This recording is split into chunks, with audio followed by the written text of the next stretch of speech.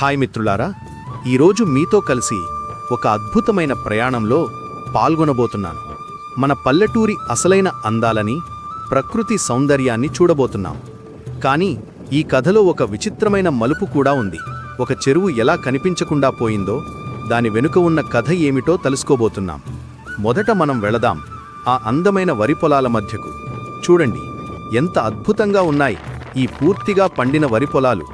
బంగారు రంగులో మెరుస్తున్న ఈ వరిచేలు చూస్తుంటే కళ్లకు ఎంత హాయిగా అనిపిస్తుంది. వరి పొలాల మధ్యలో నిలబడి ఉన్న ఆ టెంకాయ చెట్లు చూడండి, ఎంత అందంగా ఉన్నాయో. ఈ దృశ్యం చూస్తుంటే మన హృదయంలో ఒక తృప్తి కలుగుతుంది.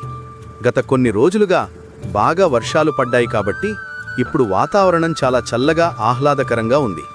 ఈ చల్లని గాలి మన ముఖాన్ని తాకుతుంటే ఎంత బాగుంది.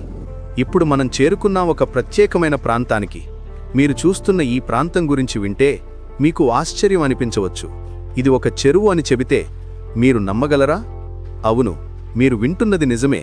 ఇది ఒకప్పుడు చెరువుగా ఉండేది. దీని పేరు సీతమ్మ చెరువు. మా ఊరికి దగ్గర్లోనే ఉండే ఈ చెరువు చాలా పాతకాలం నుండి ఉంది. అనేక తరాలుగా మా ప్రాంత ప్రజలకు నీటి అవసరాలను తీర్చే ఈ చెరువు ఒకప్పుడు ఎంత అందంగా ఉండేదో ఊహించుకోండి. కానీ ఇప్పుడు మీరు చూస్తున్నదేమిటి? ఒక వంకలాంటి ప్రాంతం. నీళ్లు ఎక్కడా కనిపించడం లేదు. ఇందుకు కారణమేమిటంటే ఇక్కడ ఒక ప్రాజెక్టు నిర్మాణం జరగాల్సి ఉంది. ఆ ప్రాజెక్టు కట్టడానికి ముందుగా చెరువులో ఉన్న నీళ్లను బయటకు పంపడానికి కట్టను తీసేశారు. నాకు తెలిసినంతవరకు ఆ ప్రాజెక్టు పనులు కూడా కొంత భాగం పూర్తయ్యాయి. కానీ ఇక్కడ ఒక సమస్య తలెత్తింది. ఆ ప్రాజెక్టు పూర్తిగా కట్టేస్తే కొంతమంది ప్రజల భూములు, ఇళ్ళు నీటిలో మునిగిపోయే ప్రమాదం ఉందని తెలిసింది. ఈ కారణంగా స్థానిక ప్రజలు వ్యతిరేకించారు. వారి జీవనోపాధి, వారి ఇళ్లు ప్రమాదంలో పడతాయని భయపడ్డారు. ఈ వివాదం వల్ల ప్రభుత్వం ఆ ప్రాజెక్టు పనులను కొంతకాలం ఆపేసింది. అందువల్ల ఒకప్పుడు అందమైన సీతమ్మ చెరువు ఇప్పుడు మీరు చూస్తున్న ఈ వంకలాంటి రూపంలో మిగిలిపోయింది.